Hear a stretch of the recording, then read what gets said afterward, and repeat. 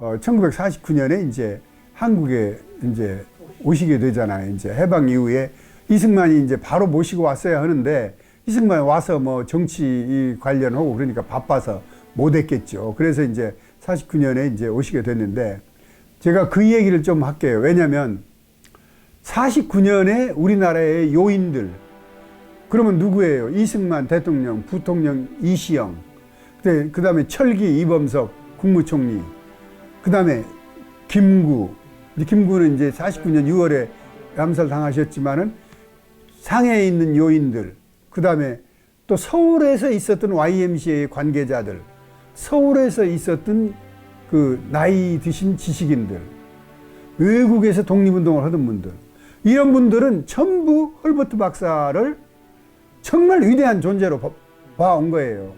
서울에 있던 그 아까 얘기했던 김은환 선생도 자기는 해방이 돼서 딱 세 사람이 생각났다는 거예요. 하나는 중국에 있는 김구, 미국에 있는 이승만, 헐버트. 이 세 사람이 생각이 났다는 거예요. 김은환 선생도. 그 다음에 다른 분들도 다 대동소이하게 그렇게 얘기를 하는 거예요. 누가 생각나느냐?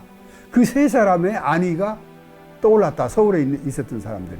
그러니까 이분이 1949년 이제 그 유명한 나는 웨스트민스터 사원보다 한국당에 묻히기를 원하노라라는 말을 AP통신 기자에게 남기고 이제 배를 타고 한국에 오셔서 7월 29일 인천 제물포에 도착을 해서 8월 5일 날 돌아가시고 위생병원에서 이제 일주일간 있었을 때 여기서 공개할 게 그때 헐버트 박사가 자의로 만난 사람이 있어요. 내가 만나야겠다라고. 만나야겠다고. 그 이승만도 가고 이시영도 가고 다 옛날 제자들도 가고 그랬지만은 자의로 만나자고 한 사람이 이준 열사 후손을 만나자고 그랬어요. 그게 동아일보에 났어요. 그게. 그래서 그러니까 다른 사람도 있는지 없는지는 모르지만 이준 열사 후손을 만나자고 했다라는 거는 신문에 났어요. 그래서 제가 지금 이 그 1949년 동아일보 사설에 우리는 은인을 잃었다 아니 애국자를 잃었다 이런 사설이 나왔어요. 헐버트 박사 돌아가실 적에. 그래서 여기 특집에 보면은 이제 처음에 오시는 거예요. 여기 국빈의 자격으로 헐버트 박사 어제 내한 국빈의 자격으로 헐버트 박사가 내한한 거예요. 이게 감격의 하환 인천 부두 이게 이제 감격에 내한하는 장면이에요. 이제 이게 헐버트 박사 중태라고 나와요. 이게 이승만 대통령이 병원에 가는 거예요. 이제 헐버트 박사 중태라고 나오는 거예요. 이제 서거가 헐버트 박사 수륙 수말리 건너 둘째 고향서 그때 서울에서 서거했다. 이 보도가 된 거예요. 이제 이렇게. 근데 장의위원을 사회장으로 결정을 하는 거예요. 이제. 사회장으로 결정을 하는데 처음에 사회장이면 5일날 돌아가셨으니까 9일날 해야 5일장이 됩니다. 이틀을 연장을 해서 11일날 장례를 치렀어요. 헐버트 박사에서. 그래서 아마 7일장 한 게 우리나라에서 이분이 유일하지 않을까 싶습니다. 그건 이제 그만큼 준비를 철저히 해야 된다. 그 다음에 애도운할, 관민 애도운할을 발표를 했어요. 그러니까 이건 보통의 장례식을 한 게 아니에요. 왕과 민에 다 함께 하는. 예, 애도운할을 발표를 했어요. 정부에서. 이제 그 장의를 부민관이라는 데서 했는데 이게 옛날 국회의사당이에요. 부민관에서 치른다는 이제 보도고. 예. 그 다음에 이제 이게 이시영의 글이에요. 이시영. 불멸의 한국 은인이라고 그랬어요. 그래서 저도 이 용어를 씁니다. 진짜 불멸의 민족 은인이다. 이렇게 써요, 저는. 이제 각 정당이 다 담화를 발표했어요. 국민회라는 정당이 있었는 모양이에요. 거기 다, 그러니까 여기만 발표는 각 정당이, 담화를 발표했어요. 그리고 장례식 보도를 하는데 뭐라고 써 있어요? 3천만의 통곡. 남북한 3천만이 통곡을 한다는 얘기예요. 예. 통곡을 해서 어제 헐벗 박사 연결시 이렇게 3천만의 통곡. 근데 어떻든 이 기사를 왜 제가 보여드리냐면은 이 기사를 보면 그때 당시로 보면은 그때 생존했던 분들한테는 이 헐버트 박사를 아시는 분들한테는 헐버트 박사가 어떤 인물이었겠어요. 이 정도로 뭐 정신적 지주 같은 분이 그런 분이었죠. 예. 근데 지금 우리나라는 나는 지금 우리나라 위정자들이 이분을 알고 있느냐라고 묻고 싶어요, 지금. 이승만도 뭐라고 그때 했냐면은 헐버트 정신을 받들어 나라를 부강케 하여 그의 공훈을 영원히 빛내자. 그러니까 나라를 부자로 만들어야 된다 이거예요. 헐버트 박사 정신을 받들어서. 그래서 그 사람 그래야 이분 공훈이 빛나는 거지. 나라가 괜찮으면은 공훈이 빛나지 않는다는 그러니까 그렇게 거예요. 애쓰셨는데 우리 한민족들이 그거를 받들어 가지고 잘 사는 모습을 보여드려야 된다 이 말. 그렇죠. 잘 사는 모습을 보여드려야 그분이 얘기했던 한민족은 세계에서 가장 빼어난 민족이 되어야 이분의 공훈이 영원히 빛나는 거지 그냥 아니면 안 된다라는 거예요. 요거는 이제 그때 영어로도 이렇게 만들었어요. 장의위원 명단도 나오고 이렇게 영어로도 만든 걸 이거 유가족한테 제가 얻은 겁니다. 유가족 그 손녀 딸이 가지고 있었어요, 이거를. 아마 우리나라에서 미국에 보내줬는 모양이에요, 그때 당시에. 네. 그 다음에 여기 이제 장의위원 또 영어로도 다 썼어요, 이게. 근데 뭐 나는 이것까지 영어로 쓴 것 보고 정말 성실하게 했구나.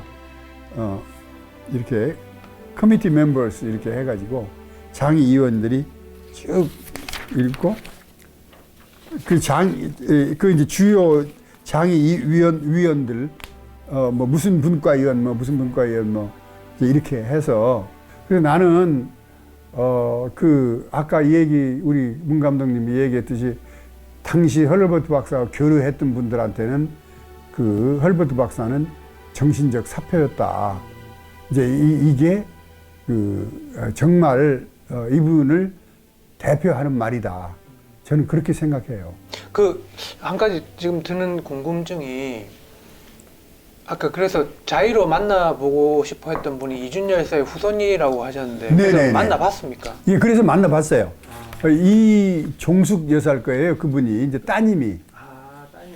예, 따님이 계셔서 이종숙이라는 분이고 그다음에 국회의원도 이제 배석을 하고 뭐 헤이그 사건이라는 게 그때 당시에는 거의 이준 열사만 나와 있었어요.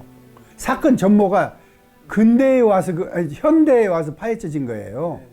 그때 당시에는 왜냐면 비밀리에 나가고 그랬기 때문에 근거가 하나도 없었어요. 그 외국 신문에 났다는 것도 잘 몰랐어요. 그때 당시에는. 그러니까 이준 열사만 주로 알고 있었죠. 어떤 이분이 그 자기가 이준 열사의 헤이그 특사의 동지로서 이게 꼭 또 헤이그에서 이분은 돌아가시고 그러니까 만나보고 싶었을 거 아니에요, 이제.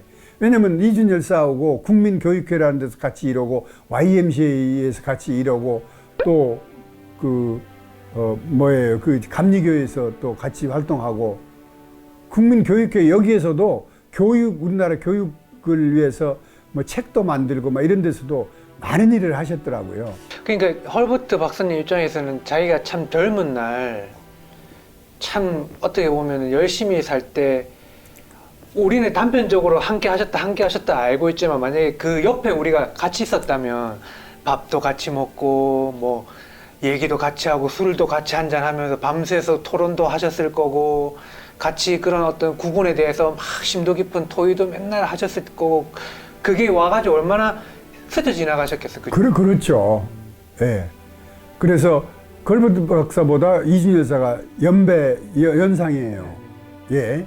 연배가 높으세요. 그러니까 서울에서도 같이 활동을 하다가 특사로 네덜란드 가서 또 자기는 없을 때 또 거기서 헤이그에 돌아가신 거 아니에요. 그러니까 얼마나 이제 그게 애틋했겠어요. 약간 그런 느낌이네요. 김구 선생이 이제 이렇게 한국에 오고 나서 제일 먼저 찾는 사람이 윤봉길 네, 의사 윤봉길. 가족을 찾았다는 그거랑 약간 느낌이 좀 비슷하네요. 그렇죠. 예, 그런 거죠. 그러니까 마음속으로 굉장히 그 뭔가 애틋함과 그 동지애를 갖고 있는 그렇죠. 그 가족을 한번 찾아보겠다는 그 생각이셨군요. 예. 그리고 신문에도 그렇게 나왔어요. 헐버트 박사의 요청으로 만나게 됐다라고 나왔어요. 그게 애틋해서 그래서 이 정도로 지금 제가 얘기했는데 저 혼자 가지고는 헐버트란 인물을 조명하는데 많이 부족합니다. 앞으로 지금 저는 우리 개화기에 헐버트라는 인물이 우리 한민족 문명 진화와 독립운동사에서 어떻게 영향을 끼쳤겠을까. 그래서 그걸 가지고 제가 언젠가도 말씀드렸지만 대표적으로 그 안중근 의사가 하신 말씀 있잖아요. 이제 여기 한국인이라면 헐버트를 하루도 잊어서는 안 된다라고 일본 경찰에 공수를 했잖아요. 그래서 일본 경찰이 남겨놓은 기록이잖아요, 이게. 그래서 이 한마디가 헐버트 박사를 독립운동가 측면에서 이 안중근 의사가 어떻게 헐버트를 인식했느냐를 알 수 있잖아요, 이걸 가지고. 그러면 헐버트 박사가 독립운동에 대해서만 이렇게 그 울림을 낳았을 것인가? 한글, 아리랑, 역사, 교육, 얼마나 큰 울림을 낳았어요. 그래서 제가 헐버트의 꿈 조선은 피어나를 썼지만은 다른 분이 또 헐버트 박사를 쓴다면은 저보다 또 다른 각도에서 쓰실 수도 있고, 그래서 헐버트는 오늘날까지도 우리들한테 울림을 주는 살아있는 그 휴머니티거든요. 또 정의, 저스티스고, 네. 또 그 리터러시, 교양과 지식을 갖춘 지성인이고, 그래서 앞으로 저 말고도 다른 분들이 더 많은 연구를 해서 헐버트 박사가 우리 국민들에게 정말 살아있는 제 입으로 위인이라고 하긴 그렇습니다만은 정신적 어떤 지주나 사표로 이렇게 받들어졌으면 좋겠다, 그런 생각이고, 이제 또 하나 마지막으로는 헐버트 박사를 세계에 알려야 된다. 그래서 헐버트 박사 기념관을 지어도 세계인이 올 수 있는 기념관을 지어야 된다. 왜냐, 헐버트 박사가 연구했던, 대상으로 했던 그런 아이덴티티가 전부 한민족의 아이덴티티란 말이에요. 그렇기 때문에 헐버트 박사를 세계에 알리는 일을 또 저는 또 해야 된다고 생각을 하고 있습니다. 전체적으로 이제 마무리해 주시면서 요거 시청하시는 분들한테 마무리 인사 한번 부탁드리겠습니다. 예.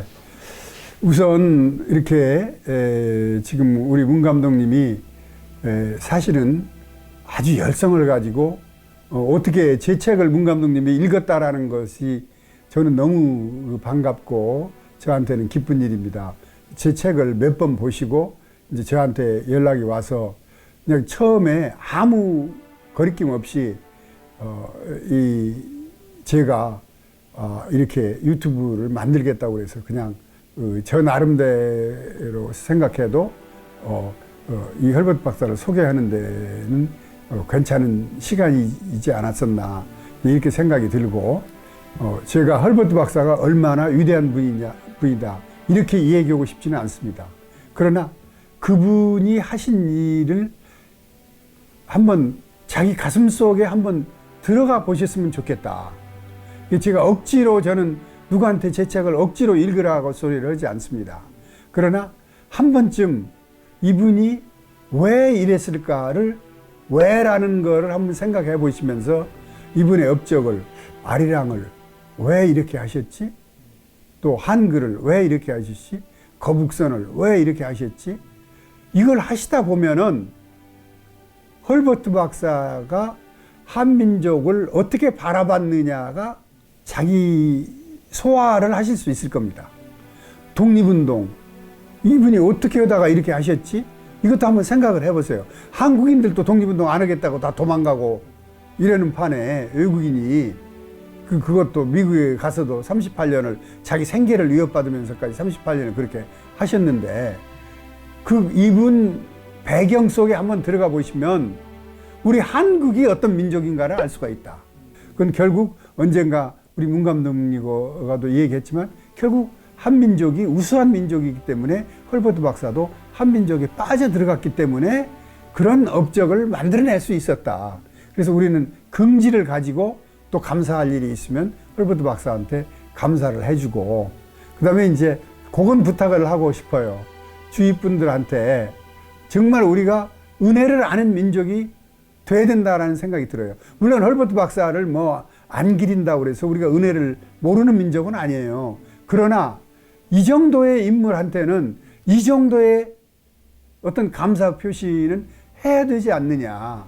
우리와 연결이 돼서 우리 자신을 되돌아보는 계기로 만들었으면 좋겠다. 그런 부탁 말씀을 드리고 싶습니다.